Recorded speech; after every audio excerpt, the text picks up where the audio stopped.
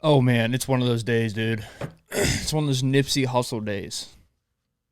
R.I.P. to that man, dude. God, R.I.P. to Nipsey Hustle. That dude was taken way too early. What was that? That was pre-COVID, right? March 31st, 2019. That was a year after COVID happened. Damn. Just a dude out there trying to make it. He did make it. The dude was a self-made multimillionaire. Like, he did it without any help from any labels. Everything was under him. He sold his own clothing. He owned all his masters. Like, he did it the right, not that there's a wrong way. I mean, when to make it in life, there's always, you just make it. There's no right or wrong way to do it. People get rich that don't have nothing, and if they do it illegally, they do it illegally. It's like, I don't know. I think life is hard, man, and it's like, if you have to do things that you're not proud of, I don't know. I mean, who am I to judge? I'm not God. I don't play God. I don't act like I play God. People that tell you that you're doing something wrong or you're doing something right, man, those people are playing God. Stay away from those people. You don't need those people in your life. Seriously, I've been listening to a lot of like Jay-Z and his 044 album. I think it's the Jay-Z album. Jay-Z, his newest album. Yeah, 444.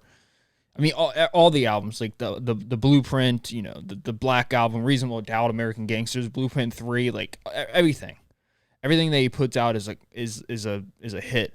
But I think it's the story of OJ. He has a line in there where he literally talks about how to make money. A lot of words in there I cannot say. But here we go. After, I guess that's a 1, 2, 3, 4, 5, like the fifth or sixth verse. He said, "You want to know what's more important than throwing away money at a strip club? Credit. You ever wonder why Jewish people own all the property in America? This is how they did it." It's really cool. I was talking to one of my buddies, and he put up on his Instagram story a picture. One of my friends at work, he put up a picture of on his Instagram story of this song. I think it was this song, or it was just a picture of the album, but I'm pretty sure it was this song. And he was like, everything makes sense now. And I'm like, yeah, you know what? Like, I remember listening to that song, and I remember, so this is 2017. I was 20 years old. I was still working at the restaurant. I was making the most money I ever made in my life. Like, there was that time where I was making the most money ever. It was between 18 to 21. Like, I was making the most money I've ever made in my life, even now. But right now, it's different. It's a little bit different now because instead of making money, I'm investing money. So someone said this thing that was really fascinating to me. He said, there's a guy on Instagram named Finance Josh. And shout out to you, dude. I'm gonna go ahead and tag you in this little clip real quick. But a shout out to you. Your page is awesome. There's a lot of Instagram pages out there, finance pages, that are complete like nonsense. Like they just give you like these little quotes, like almost Gary V style, where they don't really explain any details. They just kind of like massage your neck. Is that a weird reference? But they just make you feel good. And there's nothing wrong with feeling good. Like, feeling good is half the reason why a lot of people don't do well, is because they don't feel good. They feel like garbage. But a Finance Josh put out something where it was like, the moment you make your first investment, you are always getting paid for the rest of your life. And you can take that sentence and you just scale it. Like, all you got to do is scale it. And that was really nice to hear, because I never really thought about it like that. Like, the moment you take money and you buy a part of a business through a stock investment, you are forever getting paid. Now, there's times where you could lose money. Like in my last podcast, I put up on Tuesday. By the way, this is episode 170. That's insane. That's I don't even like to conceptualize it. I mean, tens of thousands of people have heard of this podcast, have listened to this podcast, multi-continental. That's insane. I don't deserve that. Maybe I do deserve it. I don't know. Who knows? I don't deserve anything I got. My life's too good. Too good.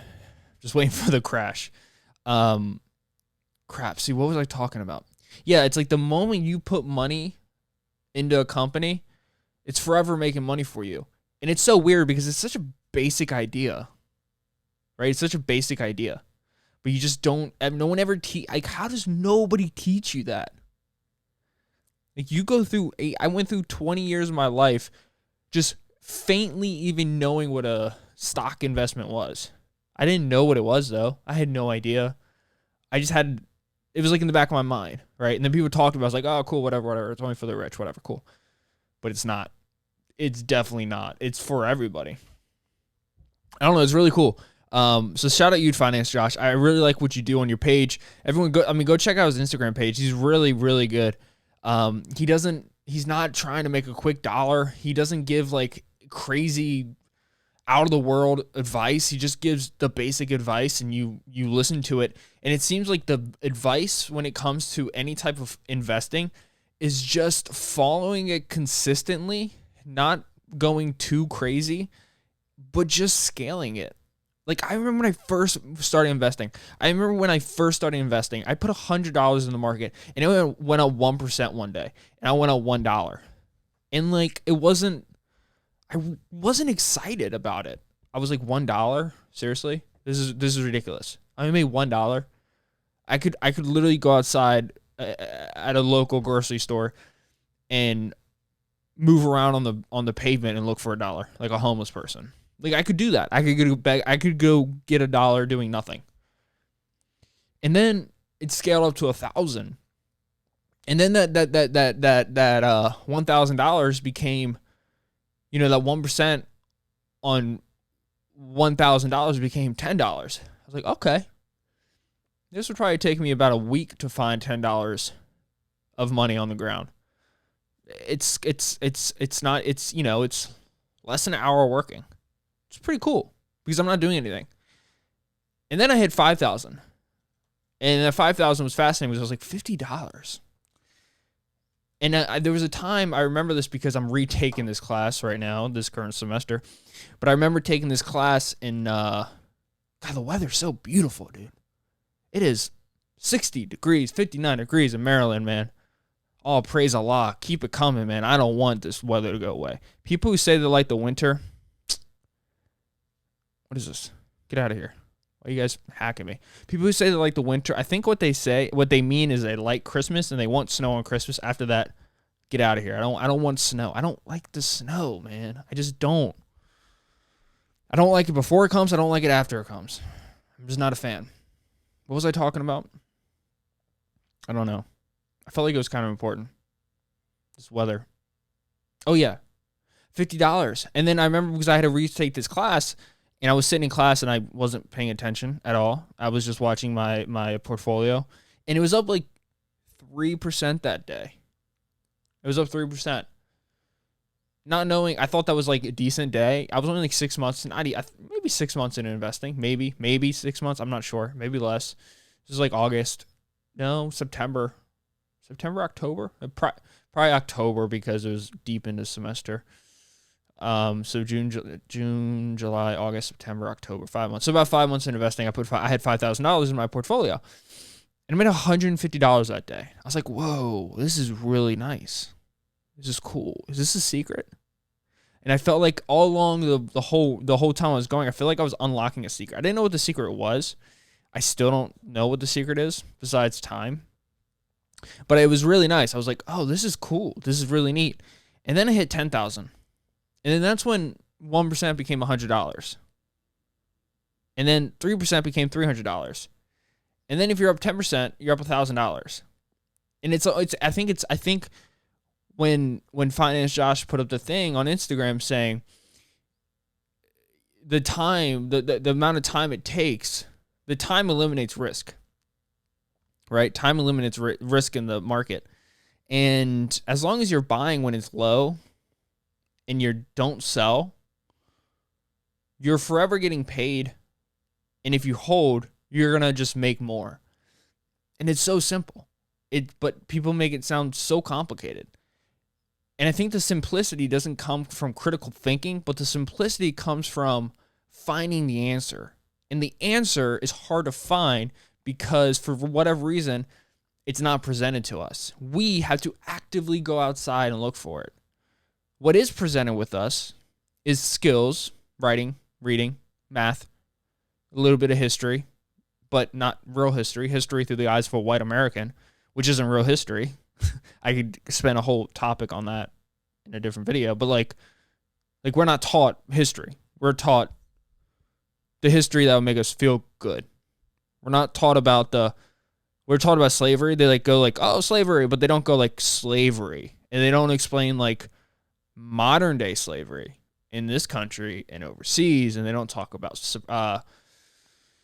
systematic racism and, redlining and all these blockbusting and all these insane things that happen because you don't want to teach kids that because you want American pride, but American pride is fake because in reality,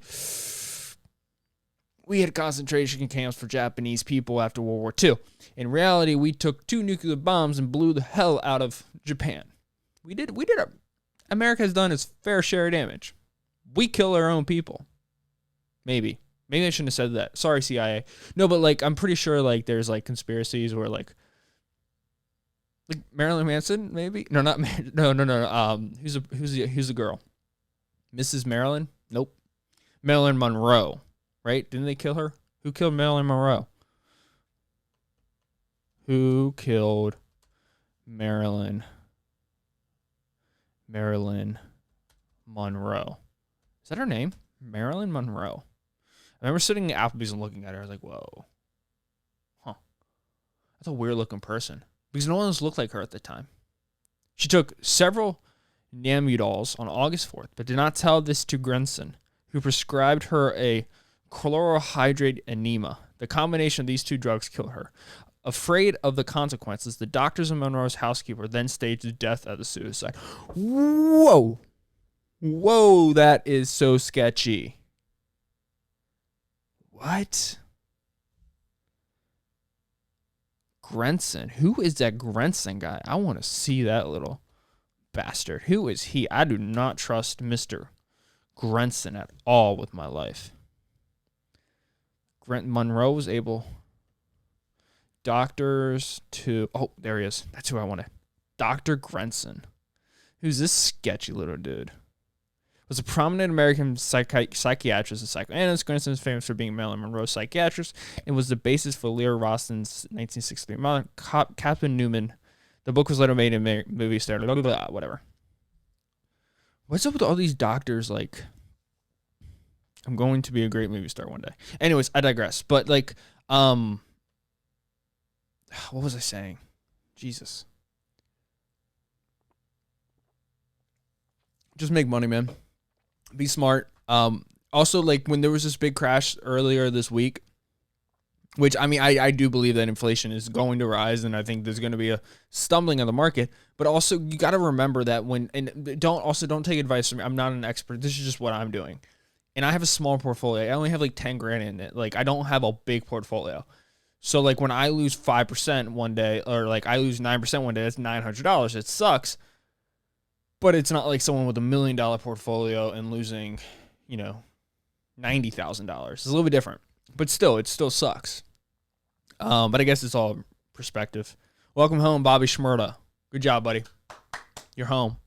Go out there and make some music again. Bobby Shmurda. God, I feel just like the idea of Bobby Shmurda being home.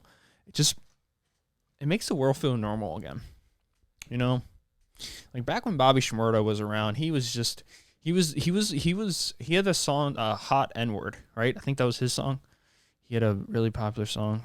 Bobby Shmurda. He got locked up 2016. God, he's 26. Jesus Christ, he's so young, man. Yeah, 2014. God, I feel like the days were easier in 2014, man. They seemed easier. 6 years, man. I mean, he went to jail 2015. He was 20 years old behind bars. Damn. But also, yeah, I just think it's, I think if you want to create wealth for yourself, you got to do it. for yourself. No one's going to do it for you unless like you have a grandpa or grandma who dies and they got a lot of money. But that's not wealth. That's rich. I think wealth is something that you create for yourself. I also think wealth isn't just in terms of money. I think wealth is like knowledge too. I'm waiting on a book right now it should be here today. Ray Dalio, Principles, which it looks like a textbook. I messed up. I got this book back here, Maps of Meaning, which ended up being a textbook. And I buy these books and I get so excited to read them. And then I look at them like, oh, I've just bought a school textbook. So this is cool. But I like reading textbooks. It's kind of, I nerd out. Anyways, just, I think it's smart to invest in yourself, invest in the future, and buy things, sell things, make money. Money's not evil. Just don't be, just be smart with it. But you're never, if you're already stuck in the trap, like if you're already stuck in the rat race right now, where you have a house mortgage, you have this mortgage, and you have this and that and that and this and that, like, it sucks, man. You shouldn't do that. Like, pay off your debts. Save up a rainy day fund, like some money that, like, an emergency fund, $2, $3, $4, $5, $10,000, whatever it is for you. Live well below your means. Like, a lot of people just don't live below their means. I don't understand why do people do things that they know they can't buy? People buy things that they know they cannot buy. Like, don't do that. That's a bad idea. Don't do things that are a bad idea. I feel so stupid every time I say that, but I see people do things and I'm like, that's a bad idea. You know that's a bad idea. Don't do that. Don't buy that. Hey man, you don't need that. You don't need that Gucci wallet. You don't need those Prada shoes. You don't need those Yay Nikes. Those Yeezys. You don't need those Yeezys. You don't have the money for the Yeezys. Put the Yeezys back. Put them back. Put them back. You just got paid yesterday. You got $900 in your pocket. That's all you got. You got $1,000 in your bank account, in your savings. Rent is due next week. Rent is $1,000. You have $1,900, including your paycheck. You only have $900. You're gonna buy the shoes, and you're gonna have this incredible rush of dopamine. You're gonna put them on Instagram. You're gonna be broke. Don't do it. Put them down. Put them down. Put them down. Don't do that. Don't be that guy. Don't be that girl. You don't need that Veriton. What's it called? Wear Wang. The Wang Company, I think it's called. I don't know. That wasn't a racial slur. I was trying to. There's that Louis Wang. I don't know. But don't buy luxury. What are you doing? Don't do that. Wear Guns N' Roses. This is a cool shirt because when you wear this out in public, old people are like, "Hey, dude, name me 2 songs by them." I'm like, I don't know. Party all night. Like, I don't know. Let me just wear my shirt. Why can't I wear my shirt? Why are you wearing a shirt with a bald eagle on it? What are you doing? Name me 2 reasons why you're patriotic. Put the shirt down, bro. Drives me crazy when I'm walking about, doing my thing, whatever I'm doing. Buying some Yeezys. I wear 3 pairs of shoes. 4 pairs of shoes. I wear my everyday Nike shoes. Literally for anything. My everyday Nike shoes. I wear my my slippers, which are also everyday because they got a nice little thick sole on the bottom. I wear my running shoes, which are my most expensive shoes. They're expensive. They're like $150. But like, it's a long-term investment. I don't want to get like crappy shoes and then have to get surgery on my feet later. That's a bad idea. Once again, don't do things that are bad ideas. Put down the Yeezys. You don't need them. And then I wear squatting shoes. So once again, I don't mess with my knees, man. It's all about long-term investments. Don't be dumb. Be smart. Be smart, man. Don't be dumb. But don't listen to me because I'm dumb. Cool shirt, man. Name me 2 songs by that band, Kiss. No, I don't want to. Why do I have to? Let me wear my shirt. I'm always out and about and people just... I like that people are friendly. But if I wanted to be tested, I would go to school or something. Like, I don't need to be tested by a 75-year-old. Like, come on, man. What are you doing? You're born in 1950. Let me ask you, hey, name me 2 songs by Morgan Wallen. You can't. Okay, see, that's what I'm saying here. What are you doing? Just go get your oatmeal. Whatever. Oh, I don't know. I'm not being ageist, but I love old people. But, like, come on, man. And stop locking eyes with girls that are under the age of, that are 18, barely 18, and just watch them like this. Don't do that. Don't do this. That's creepy. Or do it. I don't care, but don't do it. You see him, you're like working out, and then like you look at him, you're just like, you just see, he go, oh, look at that, look at this girl, look at that girl over there. You wild, man. You people are crazy. Damn. You do your thing, bro. You do your thing. You want to know what's more important than throwing away money at the strip club? Credit. Credit is super important. I didn't know credit was important until this year, probably July, August. I had no idea. I mean, I knew I had credit. I got my credit. I'm just gonna be super honest with everybody. My credit was 640. I got up to 750. 750. I think that's good. My goal is 800. But that's like in a matter of 6 months. Like, figure out what you need to get done and do it. Do it. You ever wonder why Jewish people own all the property in America? This is how they did it. This is Jay-Z just giving you out this free information. Financial freedom, my only hope. F living rich and dying broke. I'm reading this like the whitest poet in the entire world.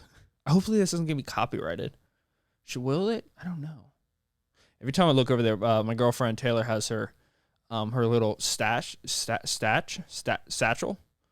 that she did when she graduated tech at a bachelor in neuroscience. I'm like, hey, look. Oh, that's hers. She's a smart one between us two. Girl, study the brain. Use your brain to study the brain, though. I bought some artwork for $1 million. 2 years later, that stuff worth $2 million. Few years later, that stuff worth $8 million. I can't wait to give that stuff to my children. Just basic appreciation. Things appreciate, things depreciate. Cars would depreciate unless it's a classic car, unless it's like a Mustang. If it's like a Mustang, it probably will appreciate, but most cars like my Nissan Altima that are just get you around town kind of car, it will depreciate. But some things will appreciate, like baseball cards, they appreciated. That's kind of cool. Paintings always appreciate, which is fascinating. Like art is so... Like, who was it? There was a guy, artist, who wrapped buildings. Christo. His name is Christo. He's an artist. This man straight up, Christo and Jean-Claude. Christo Claude. He took fabric and wrapped castles and made islands out of fabric. He wrapped the Triomphe in Paris. He made a river walk out of fabric. He wrapped the Reichstag, whatever that is. Looks like a castle. This dude just wrapped things. It was art. It's wild, man. But art does like appreciate. It appreciates. A lot of art will appreciate, but some art won't appreciate, but most art will appreciate. That's basically what Jay-Z is saying. Y'all think it's bougie? If you want to stop listening right now and go cry because I just said boogie, you can do it. Whatever.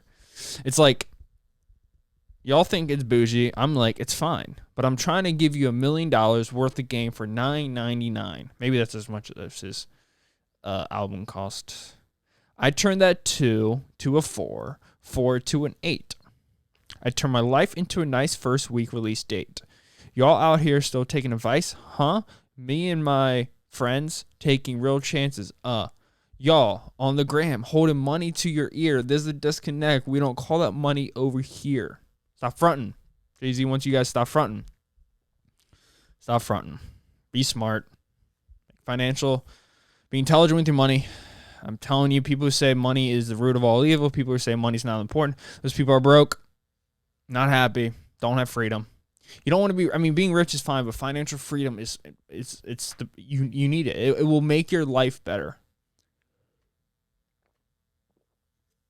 Do you guys like this? I moved in the camera a little bit closer.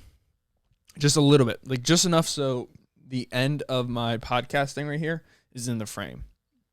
My brain's no longer in the frame though. Oh, see? That's why I didn't want to do that, but I did it.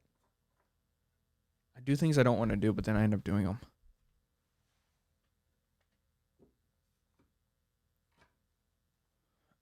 All right, my brain's back. Let me put back up my podcasting. How did I do that? I think I had it behind. Was it behind? Like that. There you go. Is it there? Maybe if I move it. Like that. Okay. Is that good? No, it's bad. Whatever. I'll fix it after the podcast. But I have it a little bit closer so you guys can be more intimate with my face. It was a lot farther at one point, and I didn't like it. Like, when I go back and watch it, I just feel like I'm not the main picture. God, dude, if you don't, I feel like, dude, the podcast seems so egotistical. But I swear it's not, man. I swear it's not. Promise you, it's not. But, yeah, I have it a little bit closer now for YouTube. So, what else is going on? I want to go over this. Do I want to go over this? I want to go over this. So, there was a awesome documentary, a beautiful documentary. Let me pull it up, that I saw 2 weekends ago. No, last weekend I saw it. I think it was last weekend. And it was, let me just pull it up here so I can, Netflix, Pixar story. It was great. It's called The Pixar Story on Netflix. Yes, I'm watching, brother. I'm nuts. It was made in 2007. I just now saw it. Go behind the scenes of Pixar Animation Studios with this Emmy-nominated documentary tracing the creation and the history of the groundbreaking company. I never realized that Pixar company timeline. I didn't know that what's-his-face was the biggest investor. Steve Jobs was the biggest investor of Pixar. I had no idea. Like, I had no idea. I thought in my head that Pixar was always part of Disney, but I didn't know why I thought that. I thought Disney started Pixar. But Pixar was a company that was, so here we go. Okay, so 1988, Tin Toy. I don't want to talk about that, whatever. Okay, so they've been around since 1988, and they kind of became famous. So the same guy who created Toy Story creator. And this is all in the documentary. So if you haven't seen it yet, just stop watching the podcast and go watch it. The guy's name was it John? John Lassner. Yeah, John Lassner. He was like the OG dude of Pixar. He got his dream job at Disney, went over to Pixar because they didn't like him.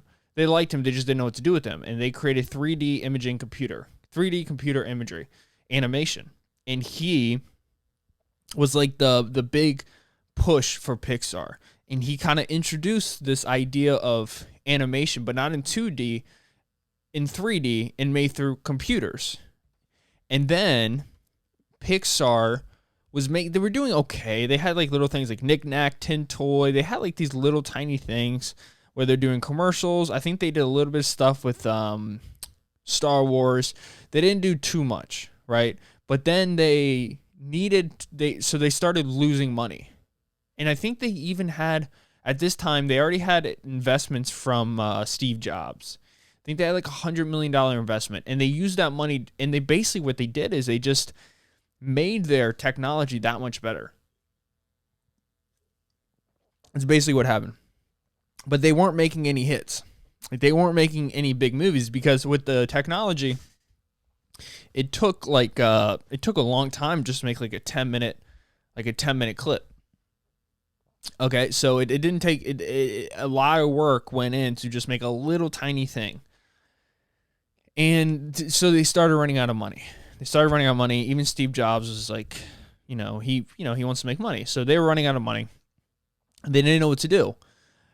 So what ended up happening, which I thought was very fascinating, is then Disney, they had like they wanted, so that John guy I was talking about, John Lassner, was like, I have this idea. I have this idea with toys. And I love that a grown man was like, I have this idea with toys. Like, I think that's super cool. Like, I'm very inspired by people who are like quirky individuals with quirky ideas, quirky personalities, and they get to do it forever. There's nothing more exciting than somebody who gets to be a quirky person, an odd individual, an outcast, somebody who's not accepted by this person or that person, but they end up doing super well in life. I think that's beautiful. I think that's what life is all about. I think you should be allowed to be super quirky and do well. You just got to be somebody who knows how to execute, and you also got to be quirky, and you got to have a hard work ethic, and you also got to truly be yourself. Like, you can't start diverting from who you are because of fear of what other people will do or say to you. And this is why I love these like little I love nerds. Like, I feel like I'm kind of a nerd. I'm proud of me. I think I'm a pretty smart guy. God, I sound like such a piece of garbage. I'm a smart guy. I think I'm kind of cool. Like, and now I'm doing it on a podcast. Like, chill, Mike. But I do. I think that's beautiful. And so they needed money, so they reached out to Disney, and Disney kind of co-created this movie, and this movie was Toy Story. And I remember watching Toy Story. This came out in '95, a year before I was born. Literally 1 year before I was born. And it was a year that Disney gave them like a co-contract. They had enough money, and I never thought about it, but they managed to get the greatest people in the world. What is it? Toy Story. They had they had Tom Hanks and Tim Allen and Don Rickles. And I don't know how they got all those people. I think maybe it was because Disney was already so big.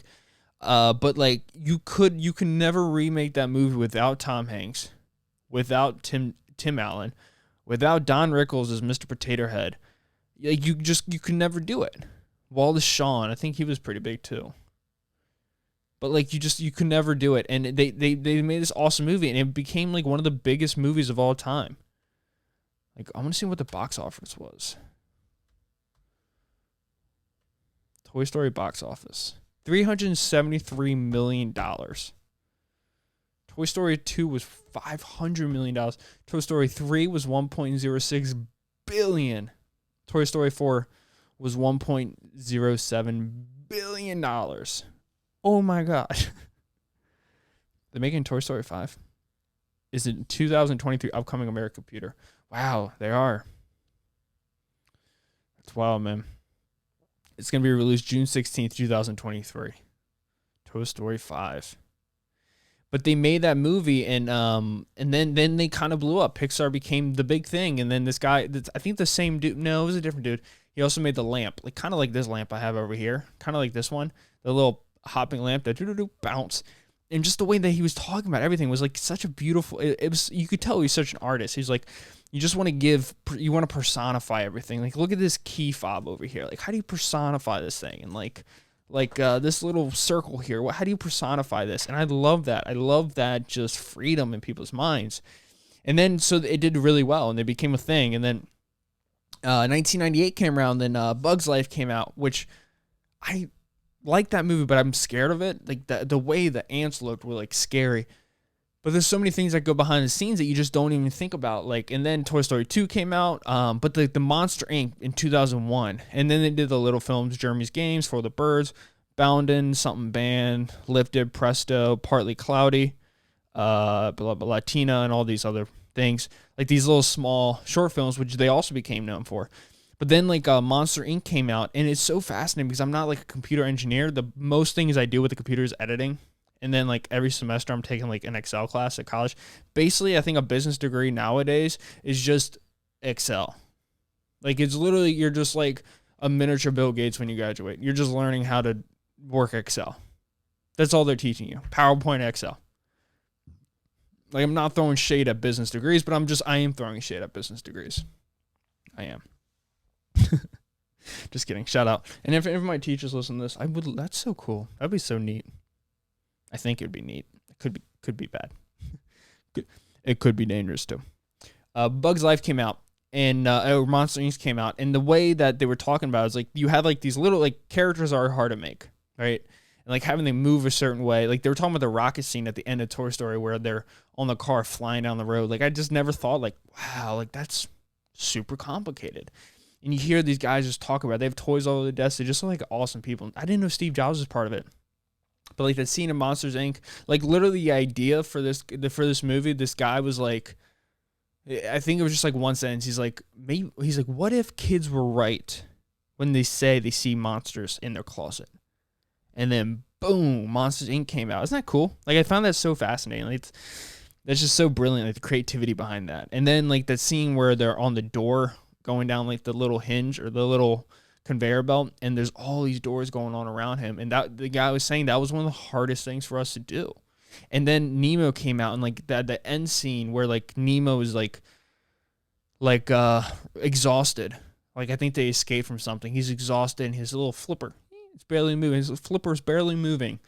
And he looked at his dad, and his dad's kind of looking over him like a 45-degree angle. And they had to redo that entire scene because the one guy, that was his one scene, and he made it really good, but the director just didn't think that the eyes were right. And they go back in the room, and they interview this guy. He's like, it's good. We did a good job, but we're basically starting over. It's going to be hours and weeks again just to change up this scene just a little bit. And you don't realize, like, these masterpieces that are made, you don't realize that every scene that you see is somebody's livelihood. And I just fell in love with Pixar so much. And then, Finding Nemo, Incredibles, Cars was made by the same guy who did Toy Story. And he basically was just taking his family on a trip. And he saw like this valley. He was like taking his camper or his van, whatever. He had his wife in the passenger seat, kids in the back of the car. And that's where he was inspired. It's like race cars out in nature, whatever. And then Cars came out. And then like they did things with like Ratatouille. This wasn't in the documentary, but I'm just gonna say it. And then by this time they're doing super well. And I think Bob Iger took over Disney, and they bought out Pixar. And Steve Jobs, when he went, I forget where I heard this from, but it was really fascinating. Oh, I forget who it was from. God, my elbows be so dry, man. I need some Gold Bond. I need some lotions. But this huge contract. I don't. Let me look it up. The Pixar Disney merger. There it is. It's got to be crazy. In January 2006, Disney ultimately agreed to buy Pixar for about $7.4 billion in an all-stock deal. The acquisition was completed May 5th, 2006. Jesus Christ. $7.4 billion. Now companies get bought out for a lot more. Toy Story, yeah, that's crazy, dude. Cars, Incredibles, all these movies just killed it, dude. Dude, Finding Nemo did $865 billion. They had, what's-her-face on it? Ellen DeGeneres on that thing, too. That's what I'm talking about, man. These people are savages. You just don't realize. But I'm pretty sure he walked away. They were in Disney World, and they're celebrating this huge acquisition. It's a big deal for everybody. It's a big deal for Steve Jobs. He's about to get a big payday. It's a big deal for Bob Iger. He literally just became CEO of Disney, and he was expanding Disney's movies essentially. And Pixar was doing well. They had Toy Story, Bugs Life, Toy Story 2, Monsters Inc., Nemo, Incredibles, and because they weren't with Disney yet for Cars. I think Cars was like their debut movie with Disney. And apparently, I forget where I heard this from. I hope it's true. Oh, shit, I got fucking clay all over me. Fuck, where do I put it? Let's put it on the table. Table's already black anyways. Not clay, ashes. And he took him to the side, and I guess Steve Jobs didn't tell anybody, but he had cancer. He's like, hey, Bob, just so you know, man, if you want to void out this contract, and Bob's like, well, what do you mean? He's like, I've been fighting cancer for the last few months or years or whatever it was, and Bob Iger still went ahead and bought the company. And I just thought, I don't know, I just thought that was fascinating. I don't know. It was really cool. And then like they started doing these cool things. Like I never really realized as I'm looking at it, they started like their first 3 movies. I guess they made inanimate objects always talk, but like Cars, or especially Ratatouille.